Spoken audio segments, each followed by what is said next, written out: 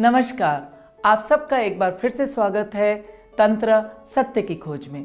मैं विभा और एक बार फिर से डॉक्टर गणेश दुबे जी के साथ आपका स्वागत हो। गणेश जी, आज का टॉपिक है वशीकरण क्या है, क्योंकि ये एक शब्द मुझे लगता है कि बहुत ज़्यादा फैला हुआ है कि किसी को वश में करने की जो एक लालसा होती है, या ये कहाँ प्रयोग होता है और तंत्र में वशीकरण का क्या मतलब।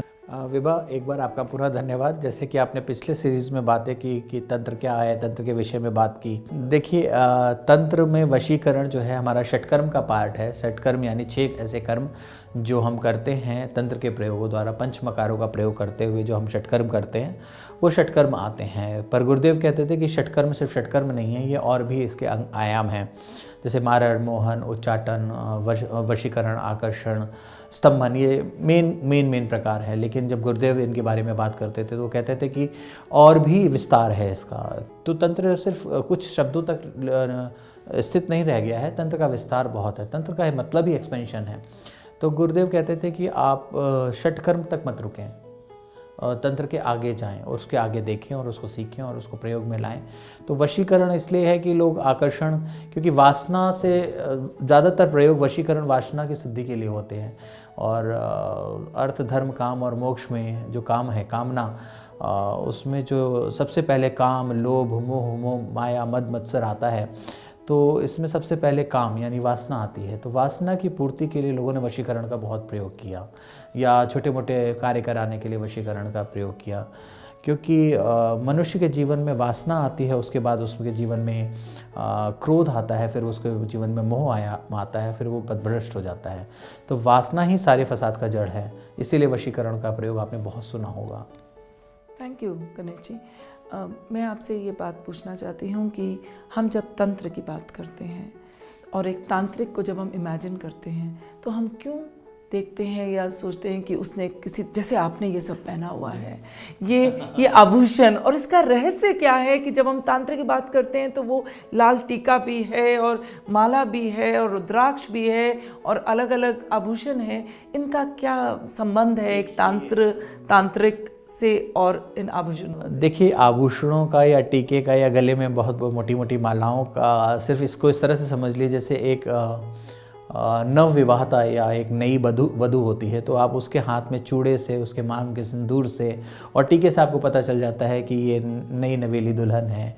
या सफ़ेद रंग के कोट पहने हुए व्यक्ति से पता चलता है कि वो डॉक्टर है, और काले रंग के कोट से पता चल जाता है कि ये वकील है।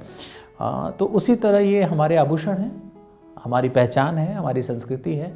इनमें भी अपनी साधना और सिद्धियां हैं। ये सभी प्रकार के सिद्धियों से लैस होते हैं, इनमें अलग अलग तरह के अनुभव होते हैं। तो लोग इन्हें पहनते हैं, कुछ सुरक्षा की दृष्टि से, कुछ वृद्धि की दृष्टि से। जैसे हमारे, आपने तंत्र में सुना होगा, पशुओं का बहुत प्रयोग होता था, और पत्थरों और रत्नों का भी बहुत प्रयोग होता है, रुद्राक्ष का बहुत प्रयोग होता है। तो तंत्र में ये सब चीज़ें कार्य आती हैं। छोटी छोटी, जैसे आपने बहुत सुना होगा कि काली हल्दी है, बिल्ली की जेर है। इन विषयों पे हम, जैसे कि आपने बताया कि हम बाद में बात भी करेंगे और इनके विषय में विस्तृत जानकारी भी प्राप्त करेंगे, लेकिन इन सब चीज़ों का प्रयोग होता है। और जब आप गणेश जी, आप कहते हैं कि तंत्र किसी न किसी गुरु के साथ सीखना चाहिए, तो आप भी ये कोर्सेज कराते हैं, तो एक पूरी तरह से एक तंत्र जो इनिशिएशन है, जो शुरुआत से लेकर जब आप पूर्ण रूप से किसी को कहते हैं कि आप तांत्रिक, अब आपकी उपाधि है, उसको कितना समय आप लेते हैं, कितना समय लग जाता है? जैसे जो हमारे अवघड़ परंपरा रही है लोगों की, या जो तांत्रिक परंपरा रही है, वहाँ अगर आप प्रैक्टिकल अनुभव करते हैं तो वहाँ 12 से 24 वर्षों का अनुभव चाहिए होता है मिनिमम, तंत्र में साधनाओं की सिद्धि करने के लिए। पर गुरुदेव ने हमें गाइड किया और इसको एक सिस्टमेटिक तरीके से पूरे सब्जेक्ट को बनाया, और जिससे कि हम 3 से 6 महीने में इस कोर्स को कंप्लीट कर सकते हैं। हमारे शॉर्ट टर्म कोर्सेज होते हैं, जैसे 3 दिन का क्लास है और 6 दिन की क्लासेस होती हैं, जिसमें हम विषय के विषय में बताते हैं, अनुभव के विषय में बताते हैं, सिद्धियों के विषय में बताते हैं, मंत्र विज्ञान के विषय में बताते हैं, रत्नों के विषय में बताते हैं, एक अनुभव देते हैं, ज्ञान देते हैं, और फिर उसके बाद हम उन्हें 1 वर्ष की सहायता देते हैं कि वो अपनी साधना और सिद्धियां करें और इस विषय में आगे जानकारी प्राप्त करें।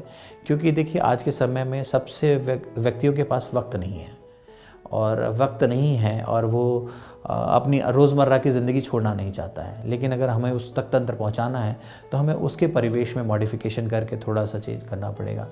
तो इनिशियली के जो हमारे फर्स्ट ऐसे 2 लेवल्स हैं उसमें हम थ्योरेटिकल पार्ट और कुछ बेसिक रेमेडीज़ और कुछ बेसिक साधनाओं और सिद्धियों की बात करते हैं, पर उसके आगे के लेवल्स के लिए हम फिर अनुभव और मतलब जो कहते हैं ना ग्राउंड में जाकर प्रैक्टिकल करने की बात करते हैं। तो अगर मैं सारांश में अगर कहूँ कि इनका प्रयोग करके आप अपने जीवन में क्या कर सकते हैं, तो मुझे गीता का एक बहुत प्यारा सा श्लोक याद आता है कि सर्वधर्मानि परित्यज्य माम एकम शरणं व्रज अहं तं सर्व पापाभ्यो मोक्षयामि मा शुच। आप अपने सभी धर्मों का त्याग कर कर एक निष्ठ होकर एक कार्य में लग जाएं तो आपके सभी पापों का नाश भी हो जाएगा और आपको जो मुक्ति, जो गोलोक चाहिए और जो आपका योगक्षेम चलना है वो भी चल जाएगा। तो गीता के इसी श्लोक के साथ मैं अपनी वाणी को विराम देता हूँ।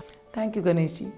तो आप लोगों ने जाना कि एक तंत्र को जानने के लिए 12 से 14 साल, शायद एक ही विधि को, एक ही अघोरी विधि को भी जानने के लिए 12 से 14 साल लग जाते हैं। और इस तंत्र के रहस्यों को जानने के लिए हम अगली बार आपको फिर मिलेंगे और उसमें हम कुछ भ्रम और कुछ सत्य को और खोलेंगे और जानेंगे डॉक्टर गणेश दुबे जी के साथ कि तंत्र के और कितने रहस्य हैं और इसमें सत्य क्या है।